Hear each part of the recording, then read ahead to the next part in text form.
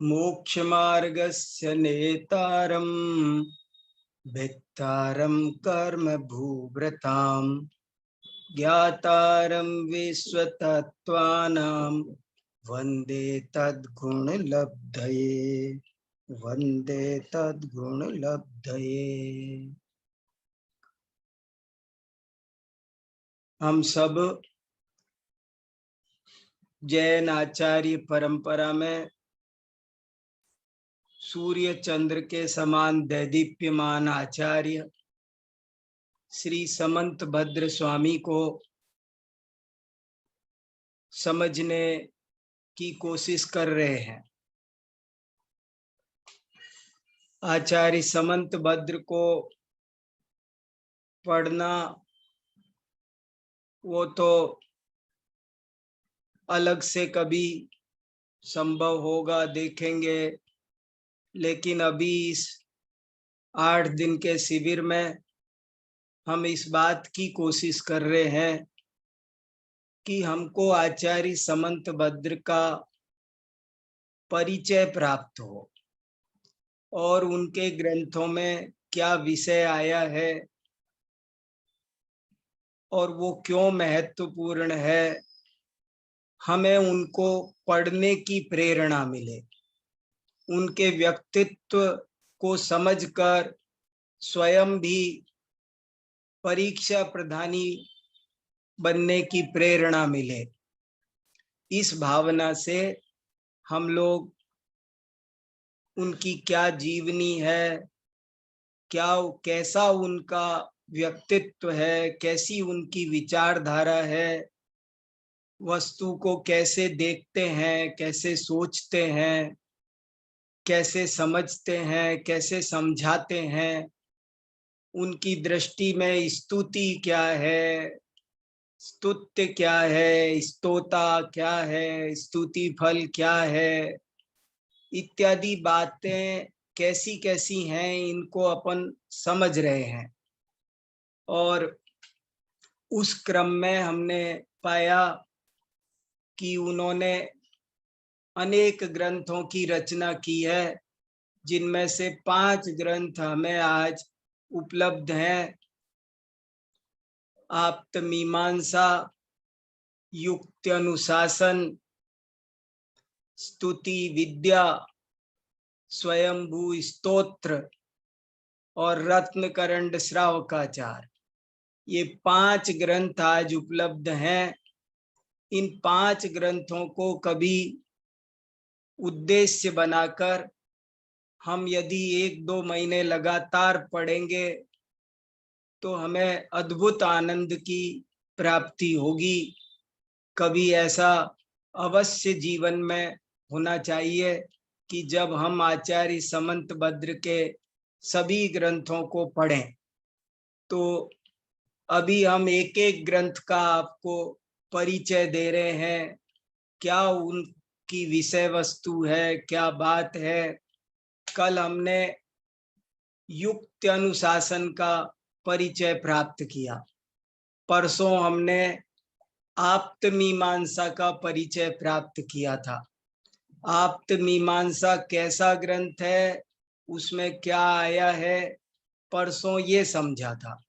और कल युक्ति अनुशासन कैसा है, उसके कुछ श्लोकों का आपको दर्शन, अवलोकन, पठन सब कराया था।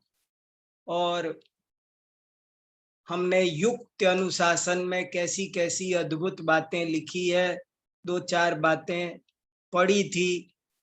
सर्वोदय तीर्थ कहा था, भगवान महावीर का तीर्थ है। ये जिन शासन है, जिन शासन की ये बहुत बड़ी विशेषता है कि ये सर्वोदय तीर्थ है। सर्वोदय, इसमें सबका उदय निहित है, तो ये एक अद्भुत बात है। और कल हमने ये भी देखा कि वे कितने करुणा से भरे हुए, भवत्यभद्रोपि समंत भद्र, कोई अभद्र व्यक्ति भी जिन शासन को युक्त अनुशासन को पढ़ेगा तो समंत भद्र बन जाएगा। और उन्होंने ये बात कितनी बढ़िया कही कि आओ आओ, जैन दर्शन को, स्यादवाद शासन को पढ़ो तो सही, चाहे इसका विरोध करने के लिए पढ़ो, खंडन करने के लिए पढ़ो।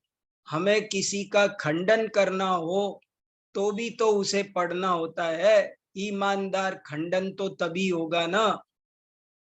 बहुत से लोग किसी का भी खंडन करते हैं जबकि उसको पढ़े नहीं होते हैं।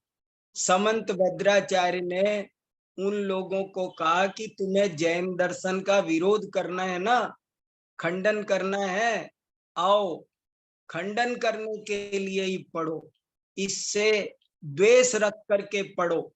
देखो, आपको ने ये बात तो बहुत सुनी होगी कि श्रद्धा रख कर पढ़ो।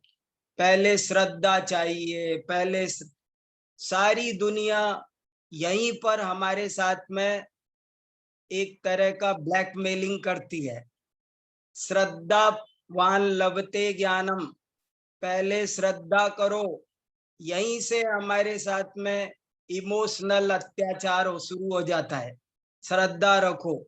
समंत भद्राचार्य ने आपको खुला चैलेंज दिया कि आपको बिल्कुल श्रद्धा रखने की जरूरत नहीं है, आप तो द्वेष भाव से पढ़ो।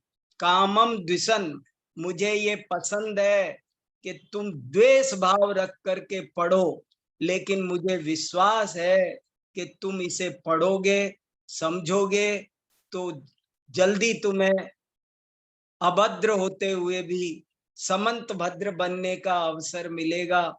ऐसा हमने युक्त अनुशासन में पढ़ा।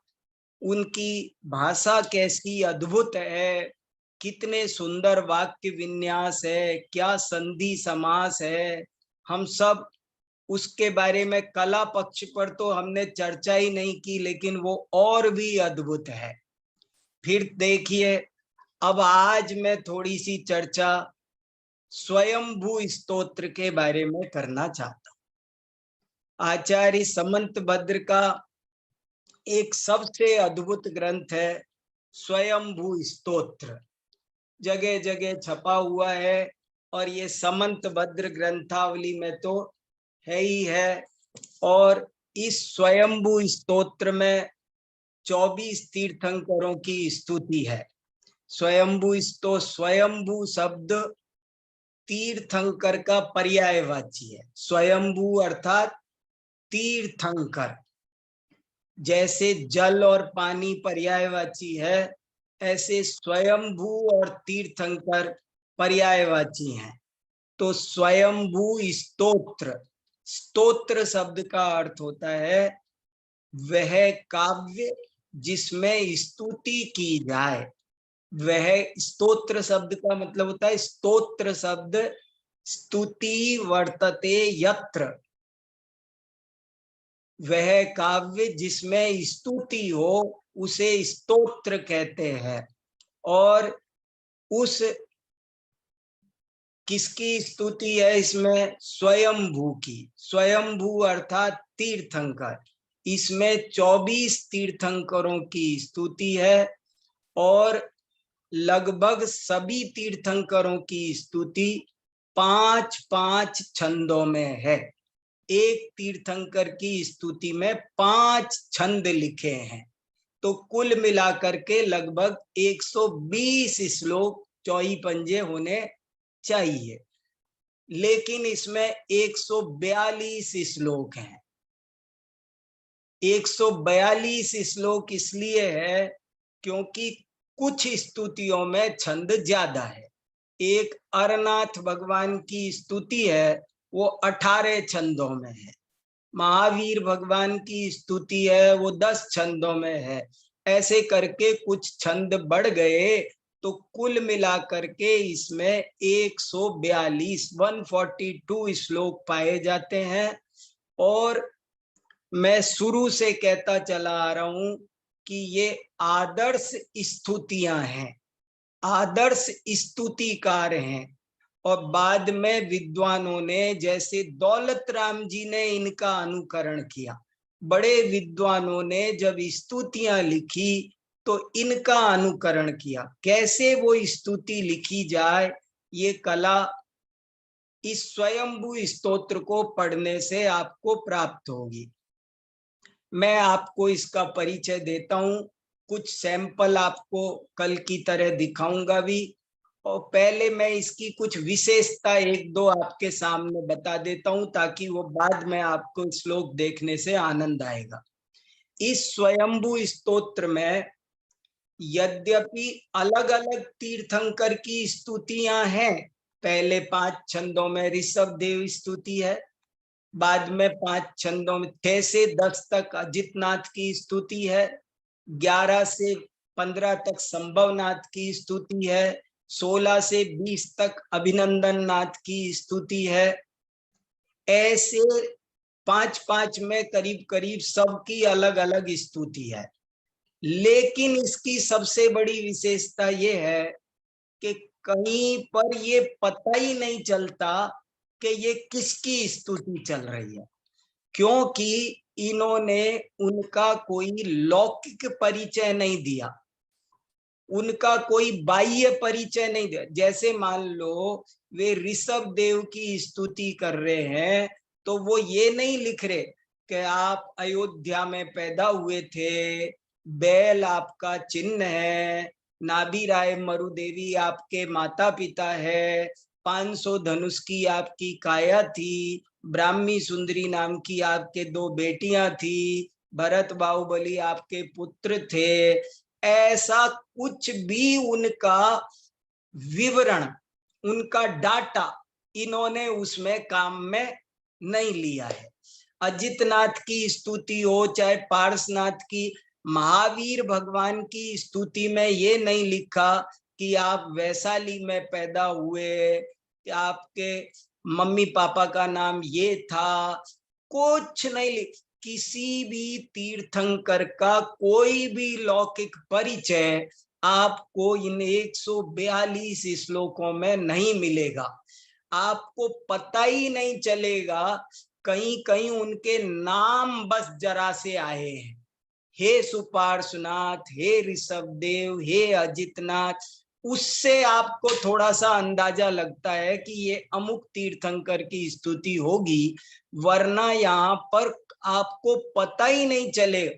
जैसे जैन धर्म में देखो, ये स्तुति ये बताती है कि जैन धर्म नाम पर विश्वास नहीं करता, व्यक्तिवाद पर विश्वास नहीं करता, गुणों पर। जैसे जैन धर्म में 24 तीर्थंकर, आप किसी भी जैन मंदिर में जाओ तो 24 तीर्थंकरों की जो स्तुतियां हैं, मूर्तियां हैं, उनमें क्या फर्क है?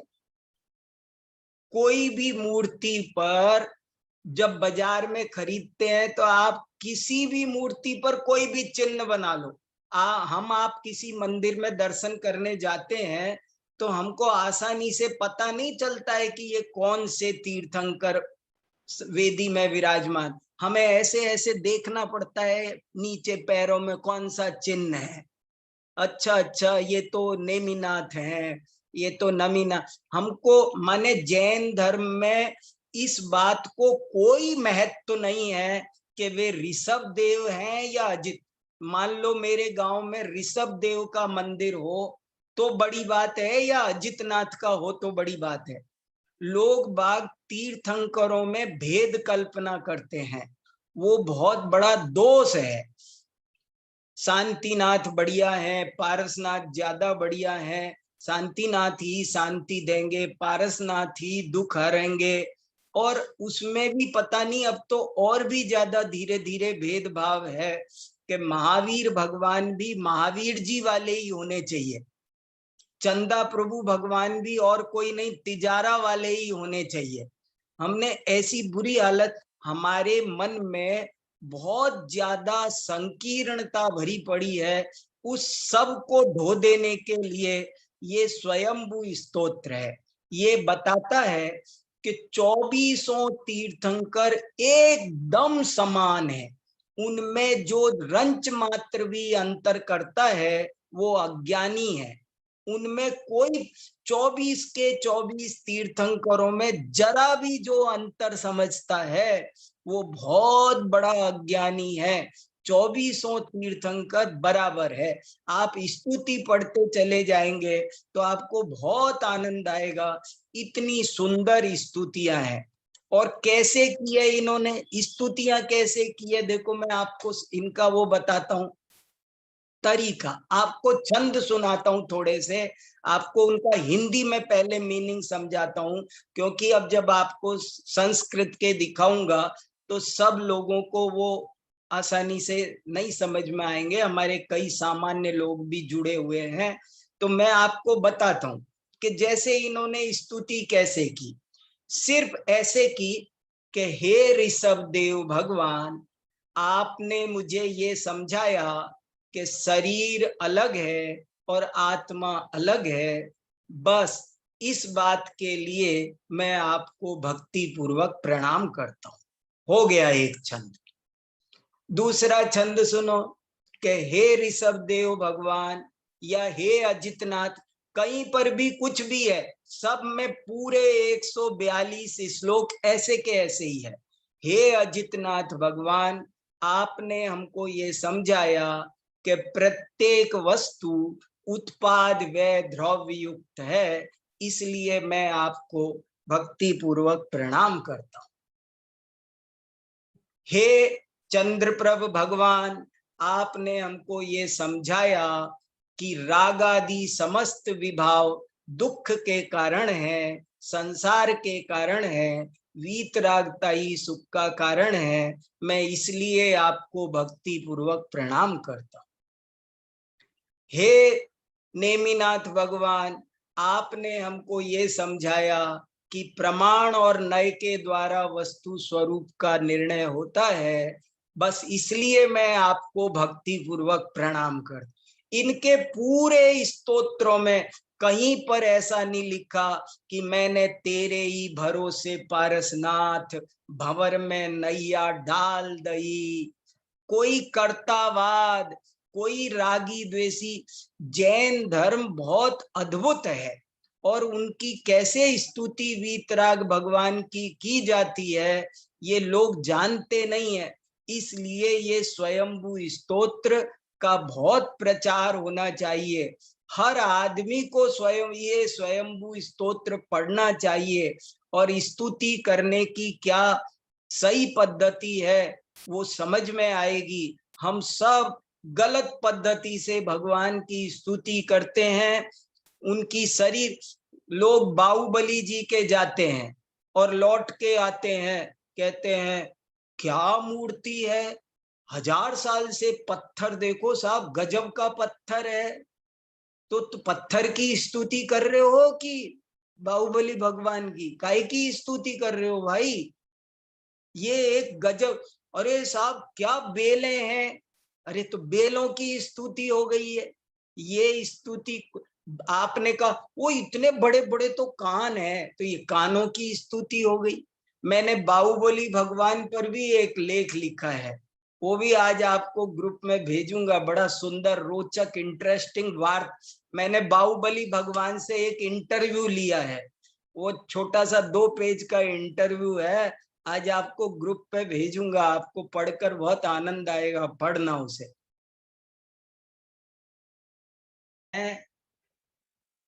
कि तुम मुझे बाहुबली कहते हो, लेकिन मेरे तो बाहु ही नहीं है, मैं कहाँ बाहुबली हूं? मैं तो ज्ञान बली हूं, मैं तो ध्यान बली हूं, मैं तो आत्म बली हूं। देखो प्रवचन सार में एक 80 नंबर की गाथा में ऐसा आता है कि जो भगवान को द्रव्य गुण पर्याय से जानता है उसका मोह क्षय होता है। ये बहुत, ये लाइन स्वर्ण अक्षरों में लिखा लेनी चाहिए। जो अरिहंत को द्रव्य गुण पर्याय से जानता है उसका मोह क्षय होता है। जैसे मैं आपसे पूछूं कि महावीर भगवान को जानते हो, तो आपको वही ना जो सिद्धार्थ और त्रिशला के दुलारे हैं, तो तुमने महावीर भगवान को उनके मम्मी पापा से जाना, द्रव्य गुण पर्याय से नहीं जाना। मैंने पूछा महावीर भगवान को जानते हो? बोले वही ना जो वैशाली में पैदा हुए थे। तो तुमने वैशाली से जाना, तुमने द्रव्य गुण पर्याय से नहीं जाना। और मोक्ष है उसका होगा जो द्रव्य गुण पर्याय से जानेगा। तो ये जो स्तुति है, मैं तो इसका दीवाना हूं। 142 श्लोकों में से 125 श्लोक तो मुझे कंठस्थ हैं। मैं पढ़ता हूँ, बार बार पढ़ता हूँ। इतना मुझे पसंद है कि कुछ पूछो नहीं। मेरे मन में जो भाव है ना, वो तो मैं 10% आपको बता पा रहा हूँ।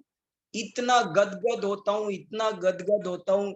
हमने संस्कृत पढ़ी है ना, तो मुझे एक एक शब्द में जो रस समझ में आता है ना, वो आपको बता नहीं सकता। डरता हूं कि आप बोर हो जाओगे, सोचोगे क्या। नहीं तो मुझे इतना आनंद आता है। क्या सर्वोदय शब्द लाए। अभी स्वयंभू स्तोत्र में एक बहुत सुंदर शब्द आया है, संसद। भगवान महावीर, भगवान तीर्थंकरों के, सभी तीर्थंकरों के समोसरण को क्या कहा?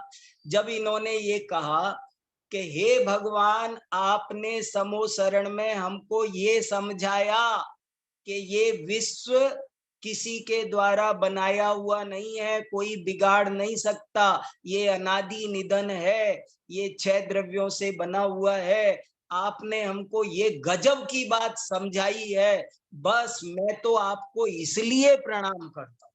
सारी स्तुति ऐसी की ऐसी है। बताओ क्या गजब की स्तुति है।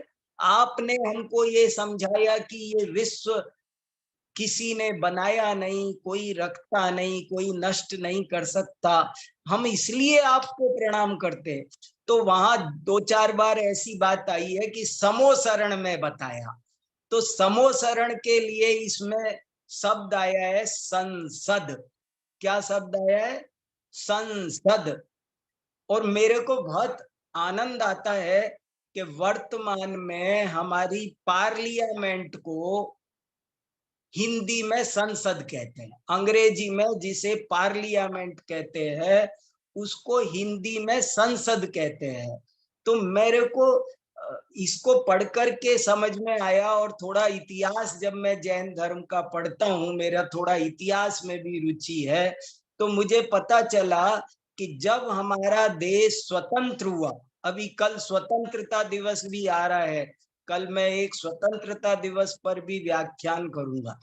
तो देखो, तो स्वतंत्रता दिवस जब हमारा देश स्वतंत्र हुआ और हमारी अपनी पार्लियामेंट बनी, तब उसमें उस समय 50 सांसद, 50 मेंबर जैन थे। उस समय पहली पार्लियामेंट में 400 मेंबर में से 50 मेंबर, 52 मेंबर जैन थे। और उन 52 जैन मेंबरों ने, लगता है उन्होंने ही सुझाया होगा कि इस पार्लियामेंट को हिंदी में क्या कहा जाए। तो उन्होंने कहा होगा इसका नाम संसद रखो। क्यों कहा होगा? इसलिए कहा होगा कि जैसे समोसरण में शेर और गाय, चूहा और बिल्ली, विरोधी, जन्मजात विरोधी लोग भी प्रेम से बैठते हैं, ऐसे ही पार्लियामेंट में सत्ता पक्ष भी बैठेगा और विरोधी दल के लोग भी बैठेंगे। लेकिन उनको लड़ना नहीं चाहिए, बल्कि मिलजुल करके देश की सेवा करनी चाहिए। इस भावना से उन्होंने पार्लियामेंट का नाम रखा संसद। संसद, सम सद माने बैठना। सम्यक प्रकारेण सीदंती जना यत्र तत्संसद। जहां सम्यक रूप से नेता लोग बैठते हैं, उसका नाम संसद है। ऐसे बहुत सारे शब्द इसमें बड़े अच्छे अच्छे आए हैं और बहुत ही सुंदर स्तुति है, गजब की स्तुति है। मैंने इस स्तुति पर कई बार व्याख्यान किए हैं। एक बार मैंने 24 व्याख्यान किए हैं। रोज 1 घंटे बोलता था और एक दिन में एक स्तुति सुनाता था। तो 24 घंटे का मैटर अब मुझे आपको 24 मिनट में समझाना है। तो देखो क्या गजब की अद्भुत चीज है। तो अब आपको मैं स्क्रीन दिखा रहा हूं। अंकित भैया स्क्रीन लगाओ और देखो भैया, थोड़ा सा सैंपल आप देखो। और मैं जो बात कह रहा हूं वो अपने मन से नहीं कह रहा हूं, इसलिए आपको सैंपल दिखा रहा हूं। मैं ऐसे ही सुना सकता था पूरा पौना घंटे, लेकिन मैं आपको कुछ सैंपल दिखा रहा हूं ताकि बात समझ में आए कि क्या बात उन्होंने कही है। एक दो स्तुति आपको दिखाता हूं। सबसे पहले मैं आपको, कौन सी स्तुति आप लगा रहे हैं? ठीक, पांचवें तीर्थंकर की, सुमतिनाथ भगवान की, पंचम तीर्थंकर सुमतिनाथ भगवान की स्तुति का सैंपल देखिए कैसी स्तुति है। आप सब स्वयं देखो, मैं पढ़ाने में निमित्त हूं, आपको स्वयं पढ़ना है। आप देखो क्या लिखा है इस स्तुति में। अन्वर्थ संज्ञा सुमतिर्मुनिस्त्वं स्वयं मतम येन सुयुक्ति नीतम यतश्च शेषे सुमते सुनास्ति सर्व क्रियाकारक तत्व सिद्धि। गजब कर दिया। क्या मुझे तो इतना ज्यादा प्रभाव, इतना बढ़िया कोई लिख दे, कोई लिख सकता है ऐसी कोई चीज ये कोई पारस चिंतामणि क्या चीज लिखी है। देखो हिंदी सुनाता हूं। हे सुमतिनाथ भगवान, आप सचमुच सुमति हो। अनवर्थ संज्ञा, अनवर्थ संज्ञा माने जो आपका नाम है वैसे ही आप हो। हे सुमतिनाथ भगवान, आप वास्तव में सुमति हो। सुमति माने जिसकी बुद्धि अच्छी हो, अच्छी बुद्धि वाला, अच्छे ज्ञान वाला। तो हे सुमतिनाथ भगवान, आप खाली नाम के सुमति नहीं हो, बल्कि आप सचमुच सुमति हो। क्यों हो? अब सुनो, अब अंदाजा लगा लेना हम सुमति हैं कि कुमति हैं। अब अपना चेक कर लेना। बड़े लोग ऐसे ही बोलते हैं तरीके से, वो ये नहीं बोलेंगे तुम कुमति हो, वो ये बोलेंगे कि ये सुमति हैं। क्योंकि अब ये उनके बारे में, हे सुमतिनाथ भगवान, आप सुमति हो क्योंकि आपने स्वयं प्रमाण नय से परीक्षा करके तत्व को स्वीकार किया है। अब इतनी सी लाइन पर आपको गदगद नहीं हो रहे? मेरा तो रोम रोम उल्लसित हो रहा है। हे सुमतिनाथ भगवान, आप सचमुच सुमति हो। क्यों? बस एक ही लाइन में मुझे तो 24 घंटा काफी है। क्योंकि आपने स्वयं, दूसरे के भरोसे नहीं, ये जैन धर्म दूसरे के भरोसे नहीं है, स्वयं मतम, आपने स्वयं युक्ति के द्वारा परीक्षण करके तत्व को माना है। बस जय हो आपकी। मैं इसलिए आपको प्रणाम करता हूं। हे सुमतिनाथ भगवान, मैं आपको इसलिए प्रणाम करता हूं कि आप किसी के कहने से तत्व को नहीं माने, बल्कि आपने स्वयं युक्ति से परीक्षा करके तत्व को माना। गजब है। और आपने ऐसी बात मानी, ऐसी बात बताई जो संसार के दूसरे मतों में नहीं है। आपके ही मत में सर्व क्रियाकारक तत्व सिद्धि, आपके ही मत में। अब यहाँ आपके ही, इसका क्या मीनिंग लगाना? आपके ही का मतलब ये नहीं कि सुमतिनाथ भगवान के ही है, पद्म प्रभु के नहीं है, ऐसा मत समझना। आपके ही है माने 24 तीर्थंकरों के अरिहंत के ही है और अन्य कपिलादि के नहीं है, ये मतलब है। हे सुमतिनाथ भगवान, आप सचमुच सुमति हो। देखो अब अपन कैसे हैं सोच लो। देखा देखी मानते हैं, बिना परीक्षा किए मानते हैं, तो हम सुमति नहीं है। जिस जो स्वयं परीक्षा करके तत्व ज्ञान करते हैं और इस बात को भली भांति समझते हैं, उन्हीं के सर्व कारकों की, सर्व क्रियाओं की, सर्व तत्वों की सिद्धि होती है। एकांतवादियों के कोई भी बात सिद्ध नहीं होती, कुछ व्यवस्था नहीं बनती। जो आत्मा को सर्वथा नित्य मानते हैं वे भी कभी मोक्ष नहीं जा सकते।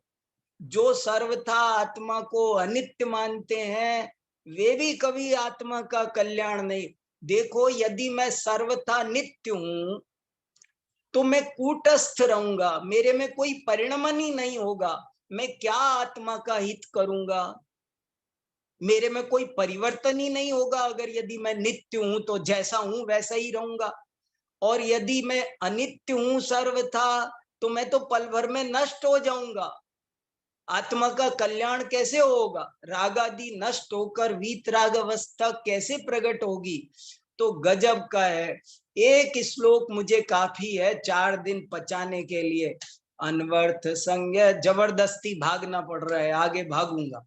अनवर्थ संज्ञा सुमतिर्मुनिस्त्वं स्वयं मतम येन सुयुक्ति नीतम यतश्च शेषेषु मतेषु नास्ति सर्वक्रिया कारक तत्व सिद्धि अनेकमेकं च तदेव तत्वं वेदान्वय ज्ञानमिदं हि सत्यम। कोई एक श्लोक समझ जाए ना तो तत्काल सम्यक्तु की प्राप्ति हो जाए। ऐसे वचः समंत भद्रस्य वीरस्य विजृंभते।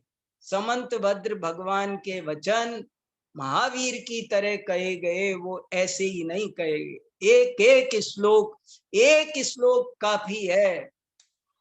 अनेकमेकं च तदेव तत्त्वं वेदान्वय ज्ञानमिदं हि सत्यं म्रसोपचारोन्यतरस्य लोपे तत्शेष लोपोपि ततोनुपाख्यम। तत्व एक भी है, अनेक भी है, तत्व भी है, अतत्व भी है, भेद भी है, अभेद भी है, और यही बात सत्य है, बाकी सब झूठ है। गजब की बात। अरे भाई, अगर छोटा नहीं है तो बड़ा कहाँ बचेगा? यदि नित्य नहीं है तत्शेष लोपोपि, ये दो में से एक का लोप कर दोगे तो दूसरा भी लुप्त हो जाएगा। ये गजब की बात। तर्क तो देखो, तर्क चूड़ामणि के कि एक का लोप करते हो। यदि दुनिया में नित्यता नाम की कोई चीज नहीं है तो अनित्य भी लुप्त हो जाएगा।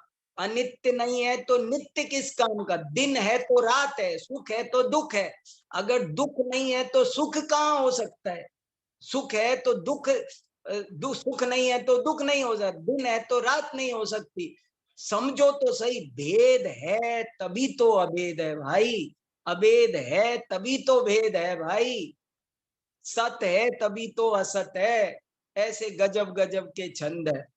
न सर्वथा नित्य मुदेत्यपेति न च क्रियाकारक मत्र युक्तम नैवासतो जन्म सतो न नासो दीपस्तमा पुद्गल भावतोस्ति। दीपक कभी नष्ट नहीं होता, अंधकार कभी नष्ट नहीं होता, कोई भी चीज कभी भी पूरी तरह नष्ट नहीं होती, उसकी पर्याय मात्र बदलती है। कभी भी कोई भी चीज पूरी तरह नष्ट नहीं होती। अंधकार, और बड़ा अच्छा उदाहरण दिया, अंधकार और प्रकाश। इस कमरे में अभी प्रकाश है और मैं ऐसे स्विच बंद करूं तो अंधेरा हो जाएगा। तो अंधेरा कहां से आया? कहां से आया अंधेरा? प्रकाश कहां गया? और फिर लाइट जलाएंगे तो फिर प्रकाश आ जाएगा। तो कहां से आया प्रकाश? जब हम स्विच को ऑन ऑफ करते हैं तो अंधेरा कहां से आता है? प्रकाश कहां जाता है? कहां छुपता है? कहां से आता है? तो गजब की बात लिखी कि प्रकाश और अंधकार ये दोनों पुद्गल की पर्याय हैं, और जब वे ही पुद्गल परमाणु जो अंधकार रूप परिणमित हो रहे थे वे ही प्रकाश रूप परिणमित हो जाते हैं। वे ही फिर अंधकार, ना अंधकार का पूरी तरह नाश होता है। यदि अंधकार का पूर्णतया नाश हो जाए तो प्रकाश नहीं हो सकता। यदि प्रकाश का पूरी तरह नाश हो जाए तो अंधकार नहीं हो सकता। पुद्गल भाव तोस्ती, पुद्गल रूप से उसकी सत्ता पहले भी थी। अंधकार पर्याय का व्यय हुआ, प्रकाश पर्याय का उत्पाद हुआ, लेकिन पुद्गल पर्याय पुद्गल भाव का द्रव्य रहा। ऐसी ऊंची ऊंची बातें हैं। चलो थोड़ा आगे बढ़ो, समय भागा जा रहा है। मेरे को अगली वाली स्क्रीन लगा दो, इससे बढ़िया। तो अगली स्क्रीन में बहुत बढ़िया और एक दो छंद है बहुत अच्छे, वो देखो। ये देखो, ये एक बहुत अच्छी सुपार्श्वनाथ भगवान की स्तुति है। 5-7 मिनट ये भी सुनो आप। मैं जल्दी जल्दी पढ़ा, आपको दिखा रहा हूं जरा सा। बाद में जब तक स्वयं देखो, मैंने आपको इसलिए बताया, वही स्वयं जो वही सुमति है जो स्वयं पढ़ेगा। जो स्वयं पढ़े वो विद्यार्थी है। अब देखो, सुपार्श्वनाथ भगवान की स्तुति भी पढ़ो। देखो, कोई किसी तरह का कोई आपने लौकिक वर्णन देखा? तुम काले हो, गोरे हो, तुम्हारे रंग ऐसा है, तुम्हारी ऊंचाई ऐसी है, कोई वर्णन किया? कोई बाह्य वर्णन नहीं है। उनकी अंतरंग वीतरागता का, अंतरंग सर्वज्ञता का और हितोपदेश। फिर सुनो, बड़ी इंपॉर्टेंट लाइन। स्वयंभू स्तोत्र की क्या विशेषता है कि इसमें 24 तीर्थंकरों की स्तुति केवल उनके 3 गुणों के कारण की गई है, वीतरागता, सर्वज्ञता और हितोपदेशिता। बाकी कोई बात नहीं उठाई गई, बाकी किसी बात से मतलब नहीं, उसका तीर्थंकर से कोई रिलेशन नहीं है। जरा ये और पढ़ते हैं, फिर थोड़ी बात कर पाएंगे तो करेंगे। स्वास्थ्यम यदात्यंतिकमेष पुंसाम स्वार्थो न भोग परिभंगुरात्मा त्रसोनुसंगान च साप्ताप शांति विदिदमाख्यत भगवान सुपार्श्व। देखो क्या अर्थ है, अर्थ सुनो आप। हे सुपार्श्वनाथ भगवान, आपने मुझको स्वास्थ्य का सही अर्थ समझाया, बस इसीलिए मैं आपको भक्ति पूर्वक प्रणाम करता हूं। हो गई स्तुति।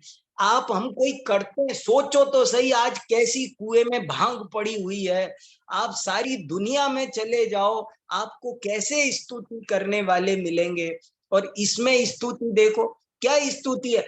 आपको छोटी देखो, ज्यादा ज्यादा लंबी बात नहीं है, कितनी सी बात कही। हे सुपार्श्वनाथ भगवान, आपने मुझे स्वास्थ्य की सही परिभाषा समझा दी। बस दुनिया स्वास्थ्य का मतलब समझती है शरीर अच्छा रहे। लोग तंदुरुस्ती को स्वास्थ्य समझते हैं, लोग तंदुरुस्ती को स्वास्थ्य समझते हैं, लेकिन तंदुरुस्ती तो तन का धर्म है, वो स्वास्थ्य नहीं है। स्वास्थ्य तो स्वयं का धर्म है, आत्मा का धर्म। स्वास्थ्य में और तंदुरुस्ती में जमीन आसमान का। हे भगवान, मैं आज तक तंदुरुस्ती को ही स्वास्थ्य समझता रहा, लेकिन आपने मुझे समझाया कि स्वास्थ्य माने क्या होता है। अपनी आत्मा में वीतरागता प्रकट होना, आत्मा अपने स्वभाव में स्थित हो जाए, उसका नाम स्वास्थ्य है। आपने मेरे को जो ये बात समझाई है, आपने मेरे ऊपर अनंत अनंत उपकार किया है। मैं आपको कोटि कोटि प्रणाम करता हूं भगवान। ये बात आपने बताई, बस इसके लिए आपको प्रणाम है। ये बात बताने के लिए आपको प्रणाम है।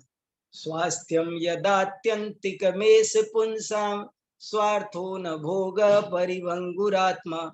गजब की बात है। मैं कुछ भी नहीं कह रहा आपको, समुद्र में बूंद बराबर नहीं बता रहा हूं आपको।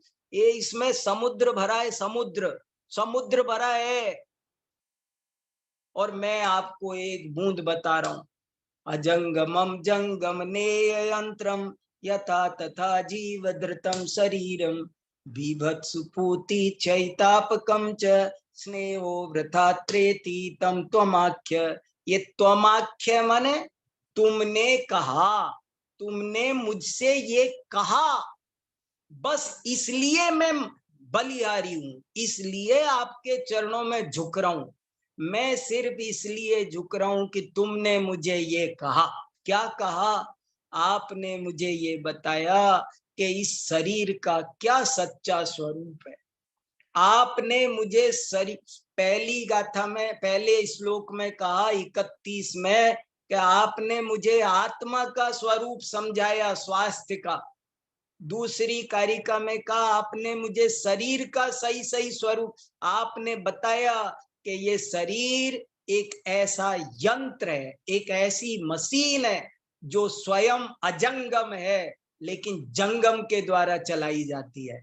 अजंगमम जंगम नियंत्रम, सारी मशीनें ऐसी है जो स्वयं नहीं चलती, बस स्वयं नहीं चलती लेकिन कोई ड्राइवर चलाता है। ये शरीर एक अचेतन यंत्र है और इसके अंदर में बैठा हुआ ड्राइवर इसे चलाता है जीव। जीव अलग है, शरीर अलग है। आपने जो शरीर और आत्मा का जो स्वरूप है, जो संबंध है, जो नहीं है, जैसी जो स्थिति है, उसे आपने मेरे सामने हस्ता मलकवत खोल कर रखा। मुझे ये समझ में आया कि इससे स्नेह करना वृथा है।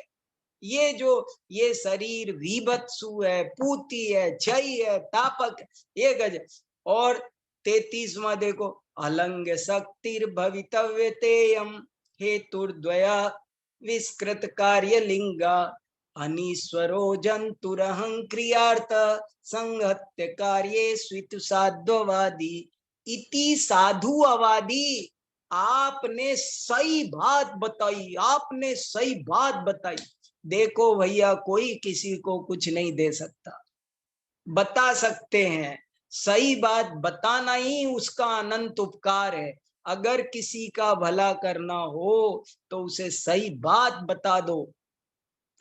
हे सुपार्श्वनाथ भगवान, देखो क्या सुपार्श्वनाथ भगवान की स्तुति हो रही है। पता भी नहीं चल रहा कि वो कहाँ पैदा हुए, उनकी जन्म भूमि क्या है, निर्वाण भूमि कहाँ है, उन किस तारीख को उनका गर्भ कल्याणक हुआ, किस तारीख को दीक्षा कल्याणक हुआ। कुछ कुछ डेट वेट आ रही है और हम उन्हीं में मरे जा रहे हैं, उनमें लड़े जा रहे हैं, उनमें लड़े जा रहे हैं कि इनकी जन्म भूमि ये है कि वो है। हम उनमें मरे जा रहे, कसाय कर करके अपन जीवन खराब कर रहे हैं।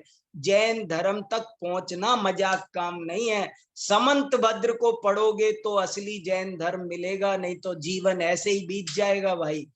हे सुपार्श्वनाथ भगवान, आपने हमको ये समझाया कि भवितव्यता का कोई उल्लंघन नहीं कर सकता। जिस द्रव्य का जिस क्षेत्र में जिस काल में, देखो क्रमबद्ध पर्याय लिखी हुई है 33वें श्लोक में। अलंग शक्तिर भवितव्यतेयम, भवितव्यता माने ये क्रमबद्ध पर्याय, इयम भवितव्यता अलंग शक्ति, जिस द्रव्य का जिस क्षेत्र में जिस काल में जिस भाव में जैसा जो होना है उसे इंद्र जिनेन्द्र नरेंद्र भी नहीं बदल सकते। हे सुपार्श्वनाथ भगवान, आपने मुझे ये बताया, बस मैं इसलिए बार बार आपके चरणों में सिर झुकाता हूँ, आपको प्रणाम करता हूँ। भक्ति हो रही है। देखो तो सही, ऐसे नहीं लिख रहे मैं ऐसा दीपक लाया हूँ, ऐसे चावल लाया हूँ, ऐसा गोला लाया हूँ, ऐसी बादाम है, ये फूल है, एला केला, कुछ लिखा है क्या? स्तुति हो रही है। देखो तो सही। अरे तुम सब क्रांतिकारी बनो, जैन धर्म के असली स्वरूप का उद्घाटन करो भैया। जैन धर्म को अभी बड़ा खतरा है, लोगों ने उसके असली स्वरूप को ढक दिया है। मैंने समंत भद्र पढ़ाने का निर्णय इस शिविर में इसीलिए किया है कि सारा पाखंड उड़ाना है मुझे, आंधी चलानी है। अब समंत भद्र की आंधी चलनी चाहिए और सब खत्म होना चाहिए सारा पाखंड। क्या गजब, जैन धर्म में बहुत पाखंड छा गया, तमाशा बना रखा है लोगों ने जैन धर्म को। जैन धर्म अद्भुत है। अलंग शक्तिर भवितव्यतेयम हेतु द्वया विस्कृत कार्य लिंगा अनीश्वरो जंतुरहं क्रिया। गजब लिखा है। बिभेति मृत्योर्न ततोस्ति मोक्षो नित्यम शिवम वांछति नास्य लाभ तथापि बालो भय काम वश्यो वृथा स्वयं तप्यत इत्यवादी। हे भगवान, देव सब जगह लिखा है, आपने ये बताया। हे भगवान, आपने ये बताया कि कितना भी डरो तुम्हारा सारा भय निरर्थक है। तुम कितनी भी आशा रखो, इच्छा करो, तुम्हारी सारी आशाएं निरर्थक है। संपूर्ण भय, आत्मा के सारे विकारों को दो भागों में बांट लो, भय और आशा। और ये भय और आशा नामक दोनों ही बातें सर्वथा निरर्थक है, अनर्थक है, मूर्ख है जो भय काम के वशीभूत हैं। आपने ये बात मुझे समझा करके मुझे निर्भय निष्काम बनाया। बस मैं इसलिए आपको भक्ति पूर्वक प्रणाम करता हूँ। ऐसी गजब गजब की बातें हैं। समय हो गया, मैं आपसे कोई प्रश्न नहीं ले सका, पर अभी हमारे पास कल का दिन और है। आपके जो भी प्रश्न हो उनको हम कल कर लेंगे। क्या करूं, मैं इसमें डूब गया और आपसे प्रश्न को इनवाइट नहीं कर सका।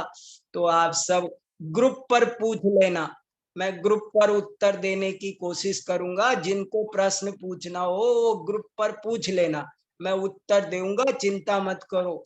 पढ़ो पढ़ो पढ़ो, समंत भद्र को पढ़ो, असली जैन धर्म को जानो, ये मुझे आपसे जोर देकर कहना है। ठीक है, जय जिनेन्द्र। कहाँ क्या कह रहे, टाइम है तो पूछ लो भैया।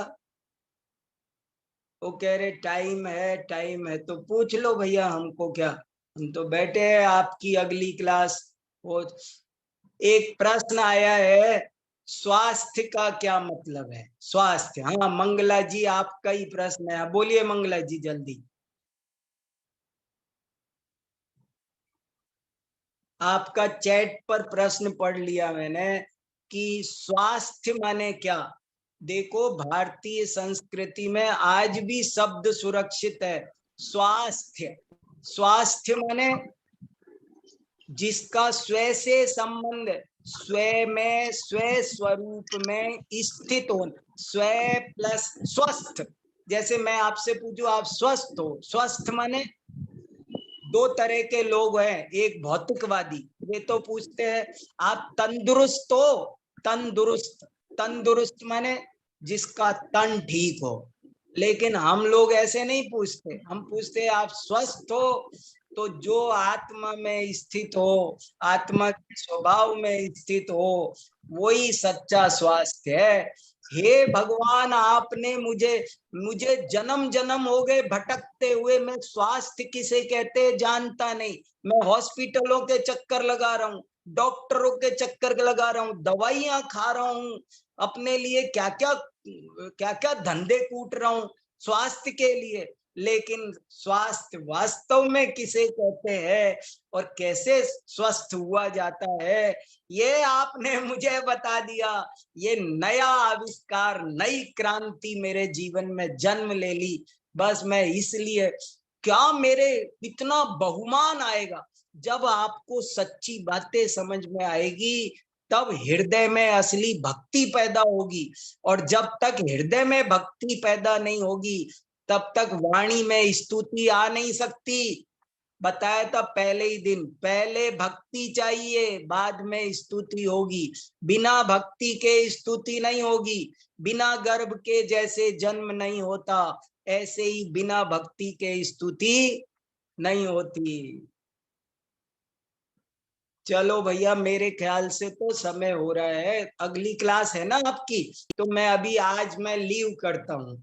और कल आप मेरे से प्रश्न पूछ लेना, ग्रुप पे पूछना हो तो ग्रुप पे।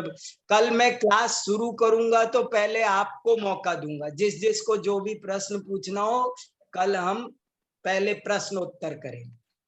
पंडित जी साहब, एक छोटा सा हाँ प्रश्न था हाँ, बोलिए कि बोलिए। कि ये कैसे समझे कि कौन से तीर्थंकर की स्तुति शुरू है अरे स्तोत्र क्या पढ़ते करना, समय? बहुत बढ़िया, बहुत अच्छा। वो यही कह रहे कि आपको क्या करना समझ करके, आपको क्या फर्क पड़ता है। वो ये कह रहे आपको, देखो जैन धर्म में मैं रोज एक मंगलाचरण बोल रहा हूं, मोक्ष मार्गस्य नेतारम भित्तारम कर्म भूभृताम। ये किस तीर्थंकर का है? ये नमोकार मंत्र में किस तीर्थंकर को नमस्कार किया है? ये किस तीर्थंकर की बात है? यही हमारे मन का चोर है, और इस चोर को नष्ट करने के लिए ये स्वयंभू स्तोत्र लिखा है कि आप सब तीर्थ, जो 24 तीर्थंकरों में भेद कल्पना करते हैं वे मिथ्या दृष्टि हैं, ऐसा लिखा हुआ है। जो 24 तीर्थंकरों में भेद कल्पना करते हैं वे मिथ्या दृष्टि हैं। ये भेद कल्पना खत्म करने के लिए तो हम ये पढ़ रहे हैं। क्या करना, भूल जाओ किस तीर्थंकर की है, सारी बातें सबके लिए है। सब वीतराग सर्वज्ञ हितोपदेशी, एक से कोई फर्क नहीं। कभी भी मत सोचना कि अरनाथ छोटे हैं, शांतिनाथ बड़े हैं, मल्लीनाथ छोटे हैं। अपने अपने मन में दुनिया में टटोल लेना। लोगों के मन में ये बातें गंदी भरी हुई है, उनको है ना पारसनाथ ही पसंद आते हैं, उनको मुनि सुब्रत नाथ पसंद नहीं आते, मल्लीनाथ नहीं पसंद आते, कुंथुनाथ को, अरे कौन कुंथुनाथ होते हैं हम क्या जाने। ये सब बहुत गड़बड़ घोटाला चलता है भैया, उसको मिटाने के लिए ही तो ये गजब की बात है। चलो ठीक है, अब हम, कोई बात नहीं, अब है ना जो भी प्रश्न है छोटा बड़ा कल ही लेंगे। जय जिनेन्द्र।